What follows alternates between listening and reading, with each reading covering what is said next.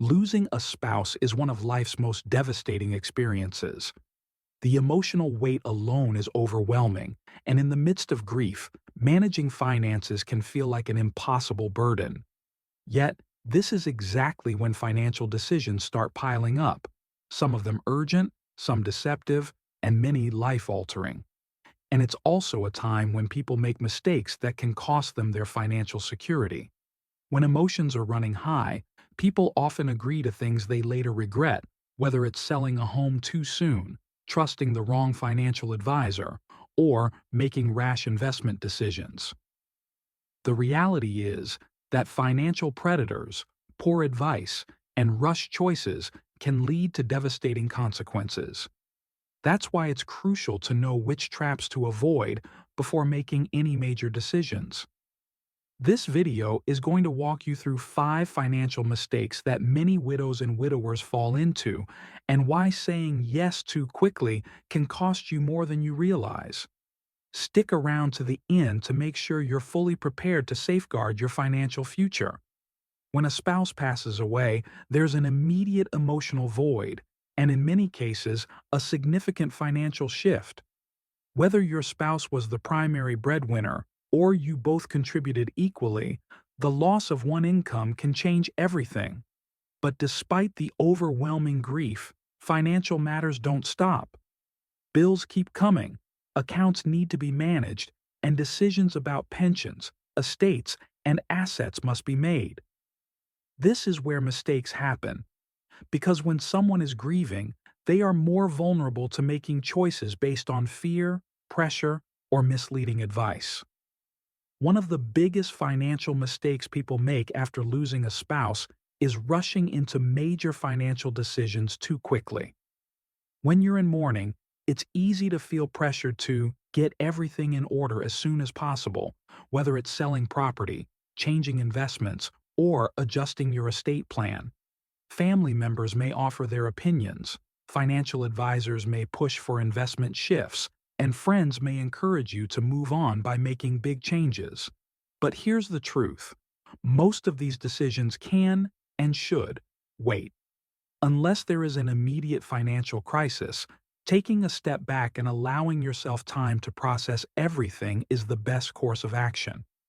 Rushing into financial changes often leads to regret because decisions made in an emotional state are rarely well thought out. Many people also fall into the trap of blindly trusting financial institutions or advisors without fully understanding what they're agreeing to. While there are many ethical professionals who genuinely want to help, there are also those who see widows and widowers as easy targets. Financial advisors may push expensive investment products with high fees, banks may offer unnecessary services, and insurance companies may persuade you to reinvest life insurance payouts into costly policies. These products often sound appealing, but they come with restrictions, penalties, or commissions that benefit the seller more than the buyer. If someone pressures you into a financial product you don't fully understand, the best response is to pause and seek a second opinion. No reputable advisor should rush you into signing anything while you're grieving. Another major financial mistake is making quick decisions about the family home. This is one of the hardest financial choices people face after losing a spouse. The home holds memories, emotional connections, and a sense of security, but it also comes with costs: mortgage payments, property taxes, maintenance, and utilities. Some people feel pressured to sell immediately, thinking it's the most practical choice, while others refuse to consider selling, even when it becomes a financial strain. The key is to take time before making any decision about your home. Selling too soon could mean losing out on a property that you later wish you had kept, while holding on without considering your financial situation could lead to unnecessary stress. If you're unsure, give yourself at least a year to evaluate your financial picture before making a final decision. Most emotionally complex financial traps is co-signing loans or providing financial support to family members too soon. Losing a spouse often means family members step in with support, but in some cases, it means they start asking for financial help.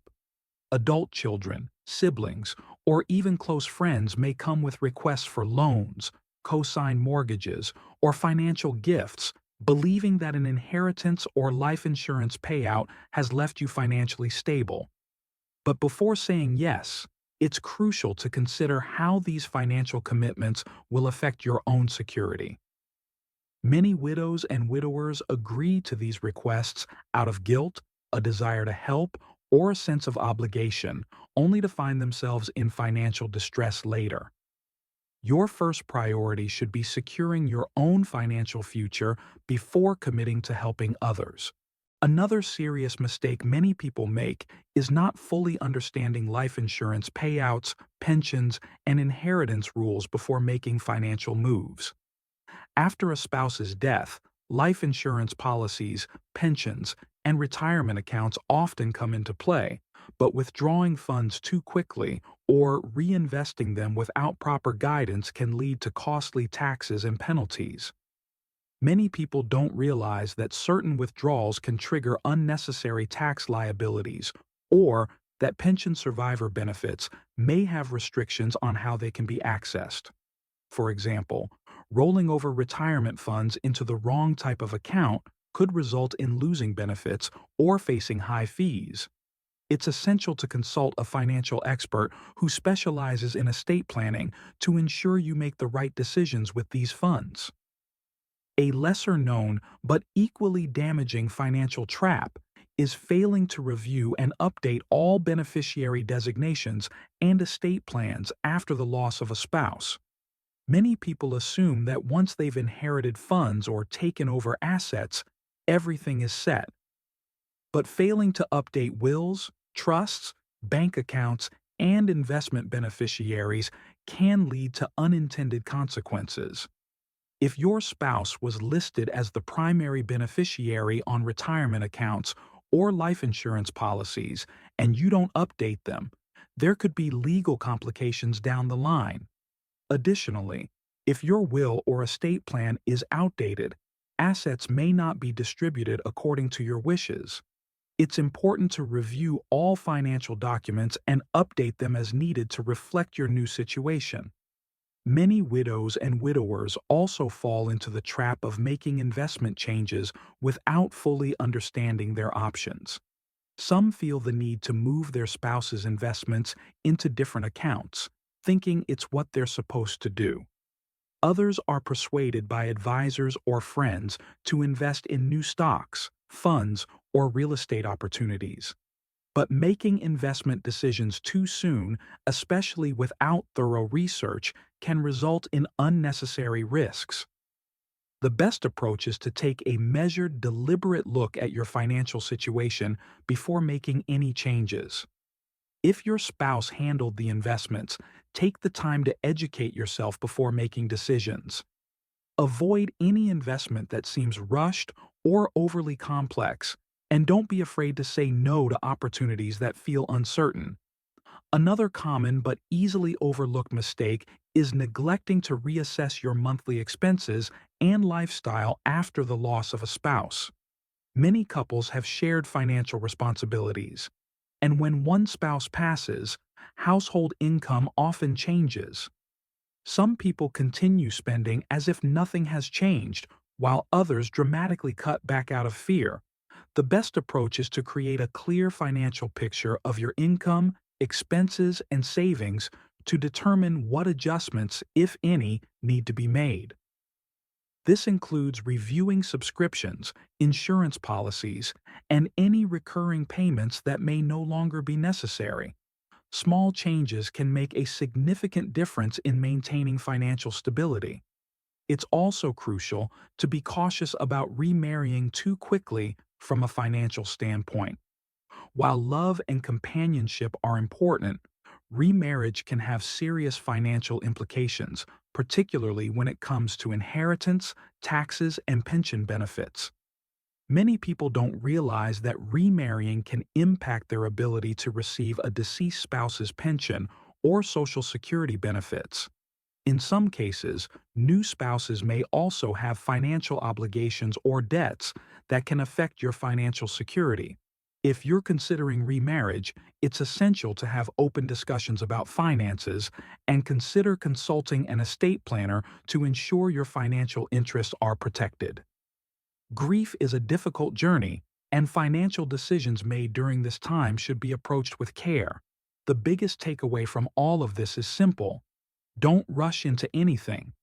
Give yourself the time and space to make informed choices that will protect your financial well-being for the future. By being aware of these financial traps, you can avoid costly mistakes and secure your financial future with confidence. If this video provided you with valuable insights, don't forget to like, subscribe, and share it with someone who may need this information. Financial security is one of the most important gifts you can give yourself, and making the right choices now will set you up for long-term stability.